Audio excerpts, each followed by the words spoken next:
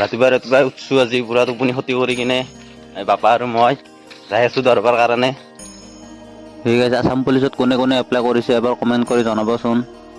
কিন্তু হাইটটোৱে অলপ কম হৈ আছে, কি হয় নাজানো আৰু এনেই আৰু দেহাটোৰ কাৰণে হ'লেও এনে দৌৰিম আৰু নিজৰ দেহাটোৰ কাৰণে হ'লেও অলপ কষ্ট কৰিব লাগিব। আগতে দৌৰা অভ্যাস আছিল, মাজতে মানে বন্ধ হৈ গ'ল, এতিয়া অভ্যাস নোহোৱা হৈ গৈছে আৰু ফিল্ড যাই পোৱাৰ পিছত এনেকে সকলোৱে দৌৰা ব্যায়াম অলপ কৰি লৰালৰিকৈ ঘৰ ললো, কাৰণ আজি হৈছে মংগলবাৰ। মই যিহেতু মংগলবাৰ মানুহ মানে হনুমান মানুহ, সেইকাৰণে মন্দিৰলৈ বুলি আহিলো। মন্দিৰৰ পৰা ওলাইয়ে এয়া অফিচ গৈ থাকোতে জালুকবাৰীত যাম, আৰু আমাৰ এই এখেতলোক আহিছে। এখেতসকত আহিলে মানে কোনে মানে পাত্তা নাপায়, সকলো ফালে ৰাস্তা বন্ধ, গাড়ী বন্ধ কৰি দিয়ে, কি কৰিব আৰু উপায় নাই। আৰু এই দুপৰীয়া সময়ত আজি টিফিন নিয়া নাছিলো, টিফিনৰ পৰা কাপিৰিৰ পৰা বোলো ভাত এসাজকে লৈ আহো, আহি কিনে খাওঁ। আৰু মোবাইলটো বাইকৰ আগৰ ফালে থৈছো, পৰিব বুলি ভয়ো লাগি আছে। আৰু কাবেৰী মানে হোটেলখনৰ নামহে কাবেৰী দিয়ক, মই ছোৱালীৰ নাম কোৱা নাই। আৰু এয়া অফিচত যে